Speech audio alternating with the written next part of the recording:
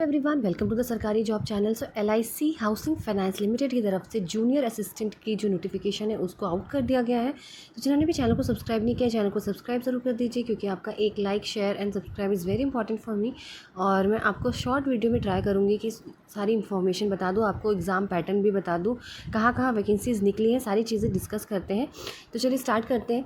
तो जैसा कि आपको मैंने बताया कि आपकी जो जूनियर असिस्टेंट की वैकेंसी LIC में निकली है, ठीक है, लाइफ इंश्योरेंस कंपनी की तरफ से आपके लिए जूनियर असिस्टेंट की नोटिफिकेशन आउट करी गई है, जिसमें आपके स्टेट अगर आप देखें तो आंध्र प्रदेश में 12 वैकेंसीज़ है, असम में 5 वैकेंसीज़ है, छत्तीसगढ़ में 6 वैकेंसीज़ है, गुजरात में 5 है, हिमाचल प्रदेश में 3 है, जम्मू एंड कश्मीर में 1 है, कर्नाटका 38 है, मध्य प्रदेश में 12 है, महाराष्ट्र में 53 है, पुडुचेरी में 1 है, सिक्किम में 1 है, तमिलनाडु में 10 है, तेलंगाना में 31 है और यूपी में 17 और वेस्ट बंगाल 5।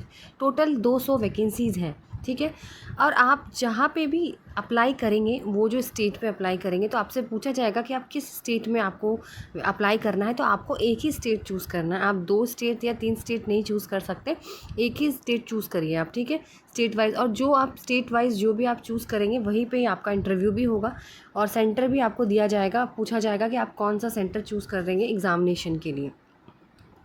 चलिए, तो जैसे मैंने आपको यहाँ पे बताया कि एग्ज़ामिनेशन स्टेट वही होगा, ठीक है, जहाँ पे state from where candidates will appear for written examination, और इंटरव्यू स्टेट वहाँ होगा जहाँ पे भी वो स्टेट जहाँ पे इंटरव्यू दिया जाएगा। तो candidates are allowed to apply for vacancy only for 1 state, जो कि वैकेंसी स्टेट है, और वैकेंसी स्टेट में ही आपका क्या होगा, इंटरव्यू भी वही होगा। तो ध्यान से चूज़ करिएगा कि आपको कहाँ चूज़ करना है। अगर मैं बात करूँ, आपके जो फॉर्म है वो 25 जुलाई से शुरू हो चुके हैं फिलअप होना, और मैं लास्ट डेट की अगर बात करूँ तो आपका 14 अगस्त लास्ट डेट है। तो ज़्यादा टाइम नहीं बचा है आपके पास, 14 दिन ही बचे हुए हैं आपके पास, ठीक है। और आपका जो एग्ज़ाम होने वाला है वो आपके सितंबर में एक्सपेक्टेड डेट यहाँ पे लिखी हुई है। और भी कोई इन्फॉर्मेशन अगर आपको जाननी है तो आप www.lichousing.com पर जाकर पढ़ सकते हैं, ठीक है। चलिए, अगर रेम्यूनरेशन की बात करूँ तो यहाँ पे सिटी कैटेगरी के हिसाब से है, जैसे city category 1, city category 2, city category 3, ठीक है। तो इसमें बेसिक पे 20,000 रुपये है, HRA कितना है, बेनिफिट कितना है, टोटल मतलब आपको 35,000 के आसपास आप एक्सपेक्ट कर सकते हो। 30 to 35,000 आप एक्सपेक्ट कर सकते हो आपकी सैलरी, कि 32,000 या 30,000 तक आपके सैलरी इन हैंड, मतलब आपके हाथ में होगी। चलिए, वो पोस्टिंग के हिसाब से आपको HRA वगैरह दिया जाएगा ना, वो कैटेगरी के हिसाब से, तो वो जब आप होंगे तब आप चेक कर लीजिएगा। प्रोबेशन पीरियड 6 महीने का दे रखा है इन्होंने, ठीक है। उसके बाद अगर मैं बात करूँ एज की, तो 21 to 28 आपकी होनी चाहिए एज। मिनिमम क्वालिफिकेशन की बात करूँ तो ग्रेजुएशन होना चाहिए, मिनिमम 60% मार्क्स, कहीं से भी ग्रेजुएशन कर रखी हो कोई प्रॉब्लम नहीं है, ठीक है, बट 60% मार्क्स होनी चाहिए। एक चीज़ यहाँ पे और बता देती हूँ आपको, कोर्स अगर आपने करस्पॉन्डेंस से किया है, डिस्टेंस से किया है, पार्ट टाइम से किया है, तब आप एलिजिबल नहीं हैं, ठीक है। तो आपकी ग्रेजुएशन जो है वो आपकी रेगुलर कोर्सेज से ही होनी चाहिए। जैसे आप लोग इग्नू से करते हो ना, ओपन डिस्टेंस से नहीं होना चाहिए, आपको रेगुलर कॉलेज आपने अटेंड किया हो, रेगुलर डिग्री हो आपके पास जभी।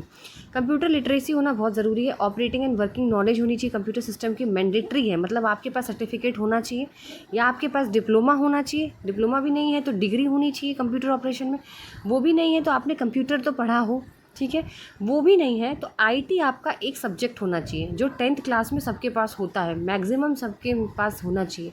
जब मैंने 10th पास आउट की थी तो मेरे पास भी IT एज अ सब्जेक्ट था, ठीक है, 10th क्लास में। तो IT आपका सब्जेक्ट हो, या तो 10th क्लास में हो, या तो कॉलेज में हो, या तो आपने कहीं से भी इंस्टीट्यूशन से किया हो तो वहाँ पे हो। वर्क एक्सपीरियंस अगर आपके पास है तो प्रिफर बिल्कुल करा जाएगा आपको, और कंप्यूटर स्किल्स भी होनी चाहिए, ठीक है। तो अगर आपकी बात करते हैं, यहाँ पे इन्होंने लिखा हुआ है कि वर्क एक्सपीरियंस प्रिफर करा जाएगा, ठीक है, कंप्यूटर स्किल्स भी होनी चाहिए।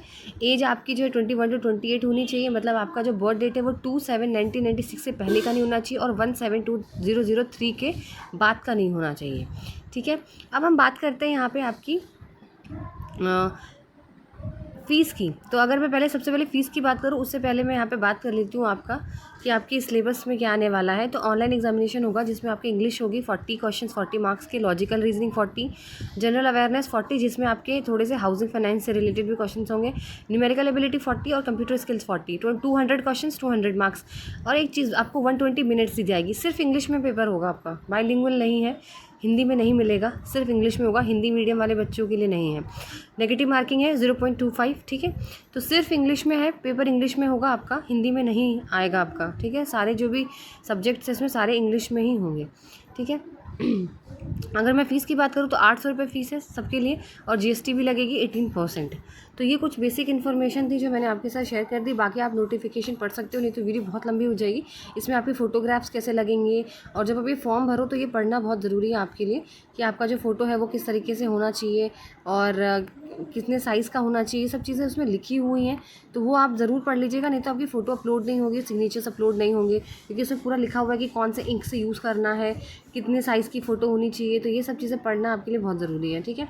और अगर आपको कोई भी डाउट है तो आप मुझसे पूछ सकते हो, और वीडियो अच्छी लगे तो लाइक शेयर ज़रूर कीजिए और चैनल को सब्सक्राइब करें।